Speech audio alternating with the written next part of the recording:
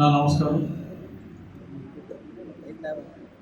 హీరోగా అంటే కృష్ణ గారికి నేను అంటే నా అభిమాన హీరో ఎన్టీ రామారావు గారు అయినా నాకు ఎంతో ఇష్టమైన నటుడు హీరో కృష్ణ గారు.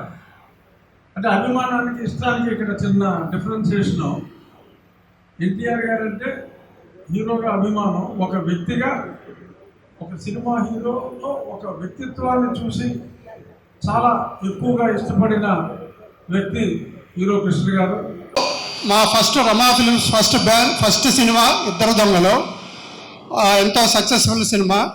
అది కాకుండా కృష్ణ గారి ఫ్యామిలీకి, బంగారు గారు కానీ హనుమంతరావు గారు కానీ వాళ్ళ ఫ్యామిలీకి కానీ మా ఫ్యామిలీకి ఎంతో అనుబంధం, మద్రాసు నుంచి అనుబంధం ఉంది. ఇప్పటికీ అనుబంధం కొనసాగుతూనే ఉంది. ఈ సందర్భంగా కృష్ణ గారి బర్త్డే సందర్భంలో పాల్గొనే అదృష్టం కలిగినందుకు అందరికీ ధన్యవాదాలు చెప్తూ నమస్కారం. అందరికీ నమస్కారం అండి.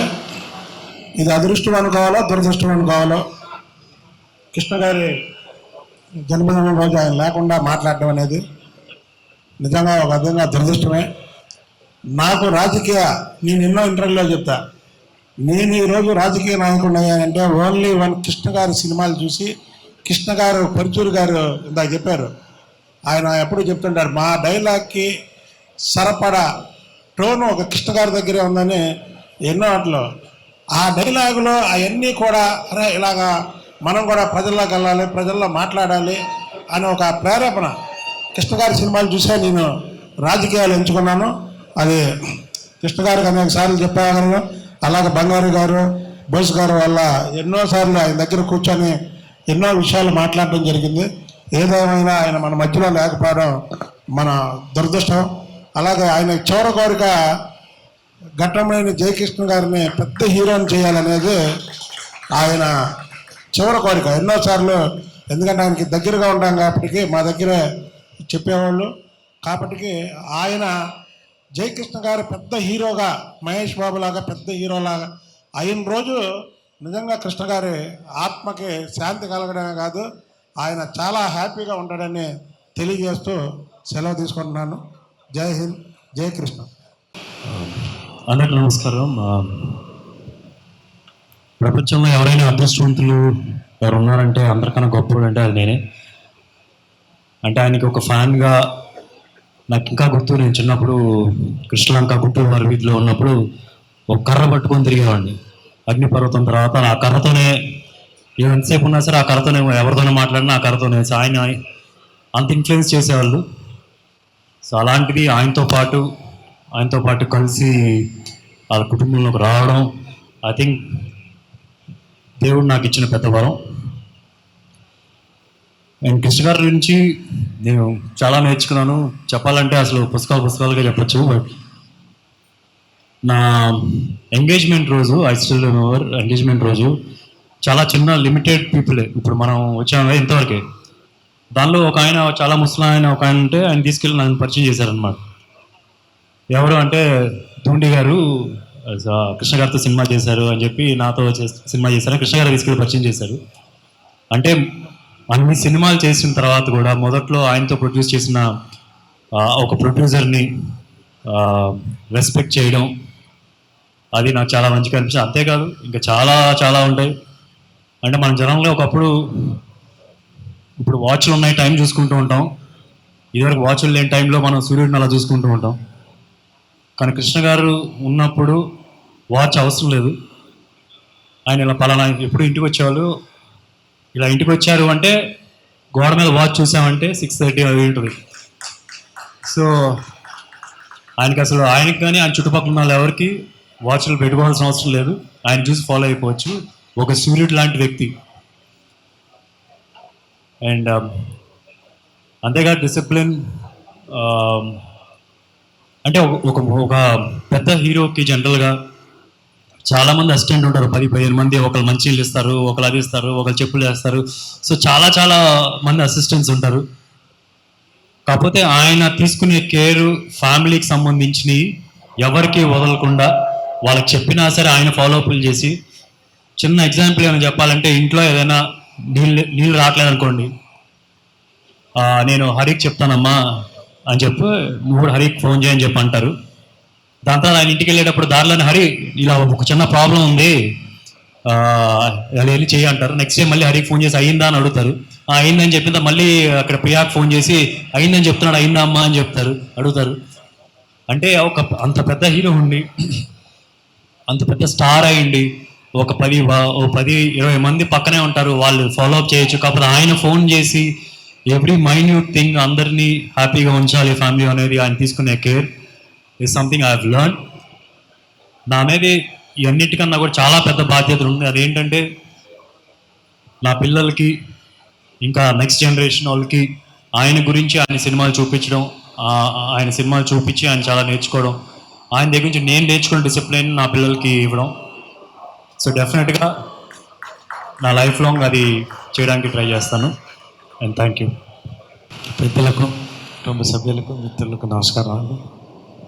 ఇందాక అన్నయ్య పరశురు గోపాలకృష్ణ గారు ఈ తెలుగు పరిశ్రమకి 2 కళ్ళంటే ఇది సత్యం.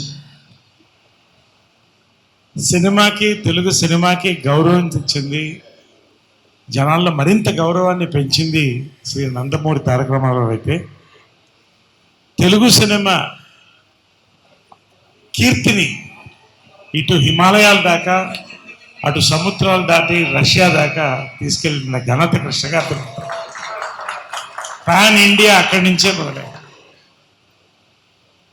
మోసగాడు గారు అల్లూరి సీతారామరాజు గారు.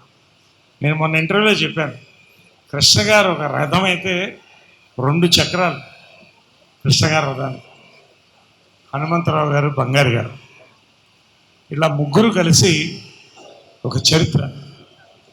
తెలుగు సినిమా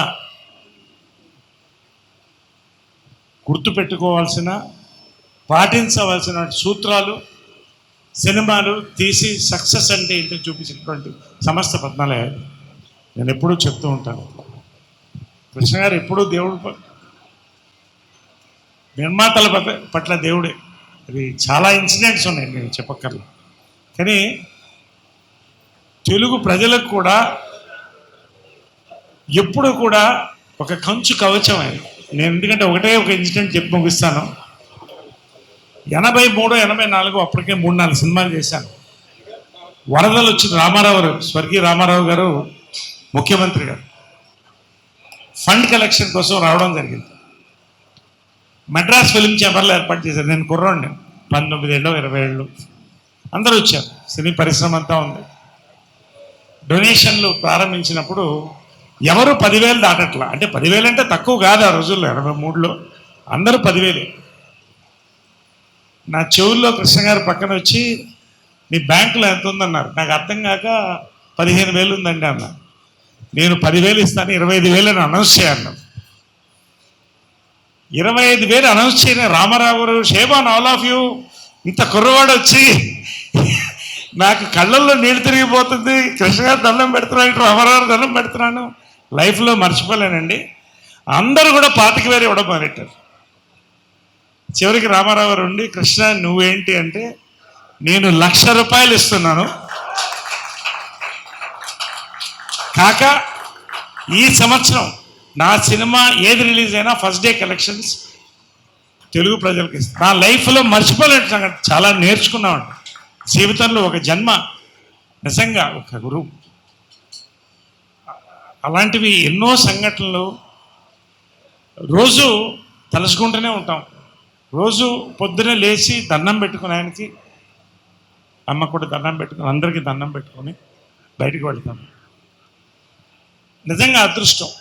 తెలుగు సినీ పరిశ్రమకు కానీ, కుటుంబానికి కానీ, మనందరికి కూడా అభిమానులకు కానీ ఇటువంటి ఒక వ్యక్తి, ఒక శక్తి మనం మధ్య, వాళ్ళ మధ్య మనం ఉన్నందుకు చాలా థ్యాంక్స్ అండి. నిజంగా జన్మధాన్యం. మన మాధవరావు గారు లైఫ్లో మర్చిపోలేను. ఆయనకి ప్రజానాట్య మండలి నుంచి ఆయనతో పాటు ఉన్నటువంటి వ్యక్తి. ఎంత ఒక మంచి స్నేహం, ఒక మేకప్ మ్యాన్గా, ఒక ఫ్రెండ్గా ఆయన.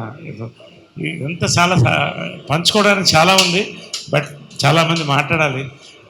ఈ యొక్క అవకాశం ఇచ్చినందుకు ధన్యవాదాలు. Thank you sir. కృష్ణ గారితో సినిమా చేసిన నిర్మాత ఎవరో కూడా వేరే హీరోతో సినిమా చేయాలని కోరుకోరు. ఎందుకంటే ఆయన అంత మంచి మనిషి. ఆయన సినిమా ఎవరైనా సరే అది కంప్లీట్ అయిపోవాలి, రిలీజ్ కావాలి, అది ఆయన మెయిన్ ఆశయం. ఆయన అట్టాగా ఆయన చేసిన సినిమాలన్నీ కూడా కంప్లీట్ చేయించారు. ఆయన సినిమాలన్నీ రిలీజ్ చేయించారు. మేము అన్నదమ్ముల సవాల్ అనే సినిమా 30 రోజుల్లో తీయాలని ప్లాన్ చేసి సారథి స్టూడియోకి షూటింగ్ స్టార్ట్ చేస్తే అది 30 రోజుల్లోనే కంప్లీట్ చేసామంటే దానికి కారణం కృష్ణ గారు, ఆయన ఇచ్చిన సపోర్టు ఇవన్నీ కూడా ఉన్నాయన్నమాట. అందుకని కృష్ణ గారు నిర్మాతల మనిషి. ఆయన ఎప్పుడు బాగుండాలని మనస్ఫూర్తిగా కనుక్కుంటూ ఆయనకి ఇవాళ బర్త్డే సందర్భంగా ఆయనకి శుభాకాంక్షలు తెలియజేస్తున్నాను. Thank you. అశ్విని దత్ గారు కానీ, బోస్ గారు కానీ, రామలింగేశ్వరరావు గారిని, కళ్యాణ్ కానీ, పర్చూరి గోపాలకృష్ణ గారు కానీ, తమ్మారెడ్డి భరద్వాజ్ గారు కానీ, ఇలా అందరూ చాలామంది వచ్చారు. అందులో రాజకీయ రంగం నుంచి రఘురామరాజు గారు, బొడ్డా వెంకన్న గారు, ఇంకా అనేక మంది నిర్మాతలు, కుటుంబ సభ్యులు అందరూ ఈ ఆయన లేని ఫస్ట్ జన్మదినం జరుపుకుంటున్నాం. అయినా అందరూ ఆత్మీయంగా కలవాలని ఈ ప్రోగ్రాం ఏర్పాటు చేశాను. కుటుంబ సభ్యులందరూ, పర్టికులర్గా చాలా దూరం నుంచి డాక్టర్ శ్రీకాంత్ వచ్చారు, చికాగో నుంచి. అందరికీ నమస్కారం అండి. నేను కొంచెం లేట్గా వచ్చాను, కాకపోతే లేటెస్ట్గా వచ్చాను అనుకోండి. కాకపోతే లేట్గా రావడానికి కారణం ఉంది. రేపే నా బర్త్డే, అందుకని ఇవాళ ఏదో ఫంక్షన్ ఏదో పెట్టారు మార్నింగ్ అవర్స్లోని. దానికోసం వెళ్ళేసి అక్కడ మ్యూజికల్ నైట్ అనేది పెట్టారు నా మ్యూజిక్ సంబంధించి. సో దానికి సంబంధించినటువంటి ఆ కార్యక్రమాన్ని పూర్తి చేసుకుని మళ్ళీ ఇప్పుడు వచ్చేటప్పటికి లేట్ అయింది. అంచేత దయచేసి క్షమించాలి. ఇక కృష్ణ గారి గురించి చెప్పాలి అంటే ఇక అసలు ఎవరికి మాటలు ఉంటాయి కనుక మాటలు ఎవరికి ఉండవు. అతను చాలా తియ్యటి పర్సన్ అండి, వెరీ స్వీట్. ఉదాహరణ చెప్పాలి అంటే మాయలోడి సినిమాని ఆయన చూస్తున్నప్పుడే, దానికన్నా ముందే నేను కథ చెప్పేశాను. అందులో కూడా పెద్ద ఎక్కువ ఏం చెప్పలేదు, ఒక చిన్న సీన్ చెప్పాను అంతే. ఆ సీన్ విన్న తర్వాత డెఫినెట్గా నువ్వు బాగా చేస్తావయ్యా, నాకు కాన్ఫిడెన్స్ ఉంది అని ఆయన చెప్పడం నాకు ఇవ్వాలని గుర్తుంది. అది అయిన తర్వాత మాయలోడి సినిమా చూసి ఆయన ఇది సెన్సేషనల్ హిట్ అవుతుంది అని చెప్పారు ఆయన. తర్వాత నాకు తెలిసి కొంతమంది ఆ సినిమాని చూసి కొనడం కూడా మానేశారు. ఎందుకంటే ఇందులో క్లైమాక్స్ ఎవరు చూస్తారంటారు అది. బట్ ఆ సినిమా సెన్సేషనల్ హిట్ ఈయన మాటల ప్రకారంగా అవడం అనేటటువంటిది ఉంది చూడండి. అది ఆ రోజు ఈ రోజు ఏ రోజు కూడా నేను మర్చిపోలేను. ఆ తర్వాత షూటింగ్ చేస్తున్నంత కాలం నెంబర్ 1 సినిమా ఆయన చేసినటువంటి కోఆపరేషన్ మామూలు కాదు. ఆయన అన్న ఈ మాట కూడా నాకు రింగరింగ్ అవుతూ ఉందండి. ఒక పెద్ద మార్క్, యాక్చువల్గా నాకు పెద్ద సర్టిఫికెట్ లాంటిది. ఏమయ్యా ఏంటయ్యా ఆయన సీన్ పేపర్ పట్టుకోకుండా చెప్పేస్తాడు మొత్తం అంతా వర్సెట్టి ఆయన అనడం ఉంది చూడండి. అసలు నాకు అంత పెద్ద ఆయన నాకు అంత సర్టిఫికెట్ ఆయన ఇవ్వడం అనేటువంటిది ఇట్ ఈస్ రియల్లీ గ్రేట్. అలాంటి ఒక గొప్ప మనిషి ఇవాళ మన ముందు లేకపోవడం అనేటటువంటిది మన దురదృష్టం. ఆయన ఆవేళ ఇవాళున్నా ఏ రోజు ఉన్నప్పటికీ కూడా ఆయన చాలా ఆరోగ్యంగా, చాలా ఆనందంగా ఎప్పటికీ ఉంటారు. ఉన్నట్టే లెక్క. మనకి ఇవాళ ఆయన లేకపోయినప్పటికీ కూడా ఉన్నట్టుగానే మనం భావించాలి.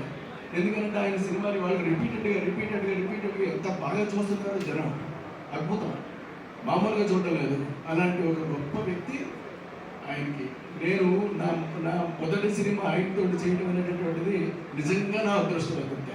అది నిజంగా I'm very lucky to have such a person on my screen. Is unforgettable, great man. అలాంటి ఒక గొప్ప వ్యక్తికి నేను నమస్కారాలు తెలియజేసుకుంటూ సెలవు తీసుకుంటున్నాను. Thank you.